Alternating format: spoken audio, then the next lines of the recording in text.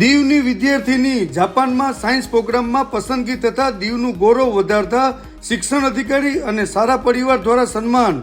દીવ સરકારી ઉચ્ચતર માધ્યમિક શાળામાં ધોરણ 12 સાયન્સમાં અભ્યાસ કરતી વિદ્યાર્થીની હિરલ સુનિલકુમાર સોલંકીની જાપાનના ટોક્યોમાં સકુરા સાયન્સ હાઈસ્કૂલ પ્રોગ્રામમાં પસંદગી થતા દીવનું ગૌરવ વધારતા શિક્ષણ અધિકારી શ્રી અરવિંદ સોલંકી, એડીઈઆઈ શ્રી પ્રમોદ સોલંકી, શાળાના પ્રાચાર્ય શ્રી વિજય બામણિયા, સિનિયર શિક્ષક શ્રી મનોજ સાહેબે હિરલનું પુષ્પગુથથી સન્માન કર્યું અને શુભેચ્છા પાઠવી.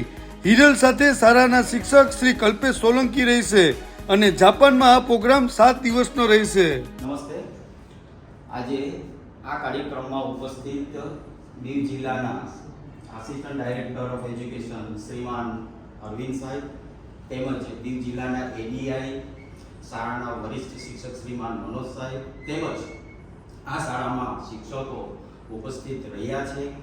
આ ઉપસ્થિતિનું કારણ એ છે કે જાપાન ખાતે એક સકુરા એટલે કે હાઈ સ્કૂલ સાયન્સ નામનો એક પ્રોગ્રામ જે છે એનું આયોજન થઈ રહ્યું છે. આ આયોજનમાં અમારી શાળાની એક દીકરી કુમારી હિરલ સુનિલકુમાર સોલંકી એ પ્રોગ્રામમાં ભાગ લેવા માટે એ સિલેક્ટ થયેલી છે.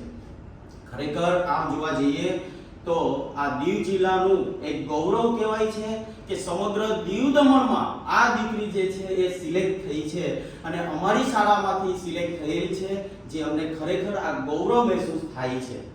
સાથે સાથે હું એ પણ આભાર વ્યક્ત કરું છું કે આપણા દીવ દમણ અને દાદરાનગર હવેલીના પ્રશાસક શ્રીમાન પ્રફુલ્લ પટેલ સાહેબના સક્ષમ નેતૃત્વ હેઠળ આ શાળામાં એટલું જ નહીં, દીવ દમણની અંદર અને દાદરાનગર હવેલીમાં શૈક્ષણિક ક્ષેત્રે જે છે એ પ્રગતિ થઈ રહી છે.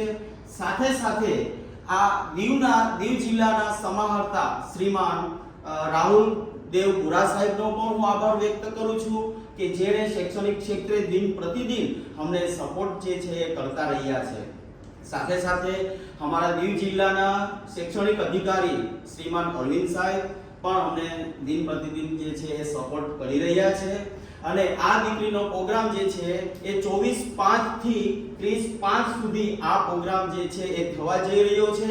એમાં ભાગ લેવા માટે આજે જે છે એ દીવથી બાય ફ્લાઇટ દિલ્હી સુધી અને દિલ્હીથી જાપાન સુધી જે છે એ રવાના થઈ રહી છે. ખરેખર દીવ જિલ્લાનું અને સમગ્ર પંથનું આ ગૌરવ કહેવાય કે અમારી શાળામાંથી આ દીકરી જે છે એ સિલેક્ટ થઈ, પસંદગી થઈ અને ત્યાં આ તકનો લાભ લેશે. તો હું તમામ પ્રશાસન જે છે એમનો આભાર વ્યક્ત કરું છું અને આ દીકરી ખરેખર ત્યાં જઈ અને અવનવા વિવિધ કાર્યક્રમો જાપાન કે જે જાપાનના પાટનગર ટોક્યો ખાતે આ કાર્યક્રમમાં ભાગ લેવા માટે જઈ રહી છે ત્યારે એ સફળ થશે એવી અમે શુભેચ્છા પાઠવીએ છીએ.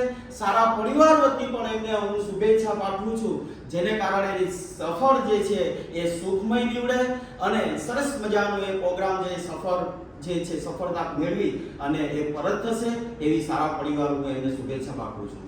આ દીકરીએ જે સિદ્ધિ પ્રાપ્ત કરી છે જાપાન ખાતે જવા માટે, તો હું સૌપ્રથમ એ દીકરીને બિરદાવવા માટે હું દીવ જિલ્લાના જિલ્લા શિક્ષણ અધિકારી શ્રીમાન અરવિંદ સાહેબને વિનંતી કરું છું કે એમને ફૂલ હારથી એમને સ્વાગત કરશે અને અહીંયાથી શુભેચ્છા પાઠવી અને રવાના કરશે. શ્રીમાન અરવિંદ સાહેબ. સાથે સાથે દીવ જિલ્લાના આપણા એડીઆઈ કે જે પ્રમોદ સાહેબને વિનંતી કરું છું કે ફૂલ આપી અને એનું સ્વાગત કરશે.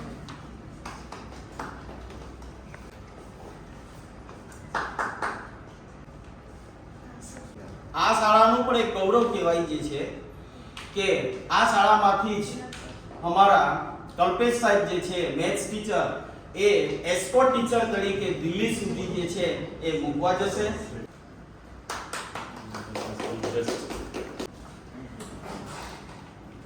મારે કહેવું છે કે સમગ્ર ભારતમાં 57 જેટલા આ રીતે વિદ્યાર્થીઓ જે છે એ જાપાનના ટોક્યો ખાતે સિલેક્ટ થાય છે. એમાંની આ એક દીકરી કે જે દીવની આ દીકરી જે છે એ સિલેક્ટ થઈ છે. ખરેખર ગૌરવપૂર્ણ આ વાત કહેવાય, ગૌરવપ્રદ આ વાત છે. અને સાથે સાથે હું એમના પરિવારને પણ હું ખરેખર ધન્યવાદ આપું છું કે આવી તેજસ્વી દીકરી જે છે એ ભાગ લઈ અને આપણા દીવ જિલ્લાનું નામ જે છે એ રોશન કરશે.